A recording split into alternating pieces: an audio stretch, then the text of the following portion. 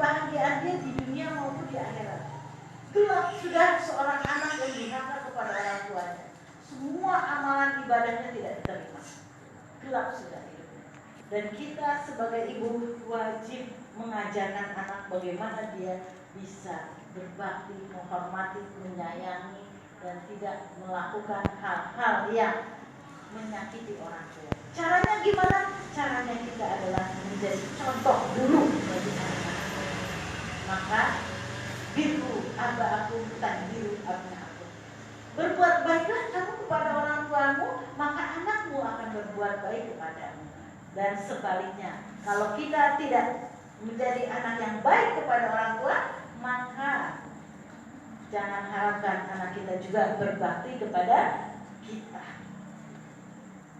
Lalu bagaimana lagi cara kita untuk bisa berbakti kepada orang tua yang telah tiada?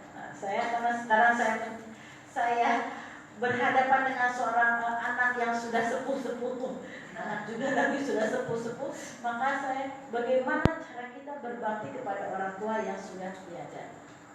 Ketahuilah tadi bahwa terputus amal seseorang kecuali anak soleh yang mendoakan. Hana, saya senang sekali menceritakan tentang Hana ini. Hana itu adalah istri dari Imron. Surat Al-Imron, ingat ya? Imron itu umurnya sudah 90 tahun belum juga punya anak. Berapa tahunkah Hana berdoa untuk punya anak? Hana itu istrinya. Dia berdoa selama 60 tahun. Berdoa terus untuk punya anak, Apa doa Hana? Doa Hana adalah Robbi ini nazartu amin. Ya Allah, aku bernazar seandainya aku memiliki anak. Ingat doa Hana atau nazar Hana ketika dia ingin memiliki anak. Kalau aku punya anak, tidak akan aku jadikan anakku untuk kepentinganku. Doa Hana. Semua akan aku serahkan untuk kepentingan agama. Kalau sekarang kita pengen punya anak supaya apa? Supaya ketika tua ada yang ngurusin, betul? Supaya kita bisa bangga terhadap orang-orang kalau punya anak. Kalau reuni kan yang ditanya berapa anaknya, bukan berapa rekeningmu, kan enggak? Berapa tabunganmu, berapa tanahmu, enggak? Tapi berapa anaknya. Jadi anak itu bisa menjadi kebanggaan. Tapi Hana tidak memerlukan itu. Dia katakan bahwa kalau aku punya anak, tidak akan aku jadikan anak untuk kepentinganku. Dan yang kedua, kalau aku punya anak, akan aku jaga dia supaya tidak menyembah kepada selainmu. Dan yang ketiga, kalau aku punya anak, akan aku serahkan untuk menolong agamamu atau menegakkan agamamu. Indah banget tuh doanya, ya. Bisa nggak kita doa seperti itu? Doa kita seluruhnya anak kita itu untuk persembahan kepada Allah. Begitu dia pengen kepada anak, dan akhirnya apa? Ketika lahir ternyata anaknya perempuan, namanya Maryam, ibu Nabi Isa, diserahkan di Baitul Maqdis untuk menjaga rumah Allah. Padahal dia pengen banget anak, tidak diserahkan anaknya di Baitul Maqdis. Dan akhirnya keturunannya menjadi keturunan yang soleh, yaitu salah satunya menjadi Rasul, yaitu Nabi Isa al-Masih. Itulah Hana. Kenapa? Hana sudah sekian ribu tahun sebelum kita ada, tapi beliau begitu cerdas. Untuk apa anak itu? Untuk apa dia punya anak? Kalau hanya untuk kepentingan dunianya, untuk jaga dia ketika tua, untuk bisa ngasih kita makan ketika tua, bodohnya kita. Punya anak hanya untuk menjaga kita di hari tua. Punya anak hanya untuk bisa ketika kita sudah tidak mampu mencari nafkah, anak itu akan memberi kita nafkah. Alangkah bodohnya kita. Karena apa? Begitu tadi sudah kita ceritakan, sakitnya melahirkan, sakitnya membesarkan, sakitnya hamil, sakitnya menyusui. Masa kita hanya ingin dikasih makan ketika tua? Berapa lama kita dikasih makan? Paling 10 tahun kalau tua, ya kan?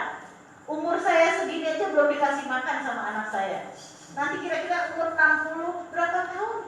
Dan apa sih yang kita makan? Paling juga udah banyak mantangan, ya kan? paling jenang telung gelo 3.000 aja kita udah senyang paling ya. Jadi bodoh sekali kalau kita punya anak hanya untuk itu, untuk penjagaan kita di hari tua. Yang jaga kita Allah. Kalau kita mengandalkan anak kita yang jaga, adanya cuma kecewa.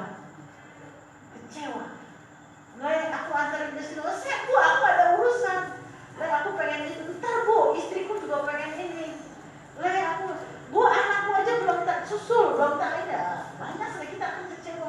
Tapi kalau kita menyerahkan penjagaan kita sama Allah, Allah akan mencukupi itu semua. Tidak anak, mungkin tetangga, mungkin saudara, mungkin keponakan akan menjaga kita. Maka terlalu remeh kita kalau hanya punya anak untuk hal-hal yang sedikit tadi. Dan Hana, dia dengan cerdas, ya, dengan cerdas apa? Dia katakan Hana bukan untuk kepentingan di dunia, tapi dia bikin untuk kepentingan akhiratnya. Hana dijadikan orang yang hanya menyembah kepada Allah. Hana dijadikan sebagai penolong agama Allah. Maryam dijadikan sebagai penjaga rumah Allah. Maryam dijadikan sebagai yang mentauhidkan Allah. Maryam dijadikan sebagai yang menolong agama Allah. Supaya apa? Tadi iza mata ibnu Adam in kota amalahu ila salasa. Satunya apa? Kalau kita mati maka terputus semua amal ibadah kita kecuali 3. Satunya apa? Anak soleh. Jadi yang diinginkan Hana adalah dia memiliki anak yang soleh, dan apabila dia mati terus mengalir pahala untuk dia. Itu tujuan kita punya anak, ya. Terus mengalir, tidak terputus-putus. Kitanya udah mati tapi pahala terus. Di dalam buku kebaikan kita nambah terus. Karena apa? Kita mampu mendidik anak menjadi anak yang soleh. Dan ketahuilah tidak ada satu huruf pun bacaan Al-Quran yang dibaca oleh seorang anak kecuali pahalanya mengalir untuk orang tuanya. Jadi nanti di akhirat, loh kamu kering tandus kuburannya, atau ya anakku jarang ngaji, kamu kok begitu banyak uang lebat-lebat, tidur begitu di beralaskan permadani yang indah, makanan tersedia, itu dari mana? Anakku di dunia sedang ngaji. Jadi ternyata apa? Semua amal ibadah yang dilakukan oleh anak, berniat atau tidak, pahalanya mengalir untuk orang tuanya. Itu kegunaan kita punya anak. Sudah diajarkan oleh anak beribu-ribu tahun yang lalu dan seringkali kita lupakan. Kita didik anak itu supaya sukses. Dia punya istri cantik, punya, yang penting anak saya jadi pegawai negeri. Yang penting anak saya punya rumah, punya apa. Bukan yang penting anak saya itu berapa banyak hafalan Al-Quran dia, berapa banyak dia ngaji setiap harinya, bagaimana sholatnya. Itu yang harus kita kuntit terus, yang kita kejar terus. Gimana dia berada, sudah sholat malam, hafalan Qurannya jangan lupa, sedekahmu ini. Kenapa ngalir terus buat kita? Pada saat kita sudah tidak mampu lagi, nanti bahkan ketika kita sudah tua, kita sudah tidak mampu lagi berangkat ke masjid, kita sudah tidak mungkin sholatnya juga udah gemeter dan sebagainya. Ibadah-ibadah yang dilakukan oleh anak mengalir buat kita. Kenapa? Kita yang mendidiknya dulu. Jadi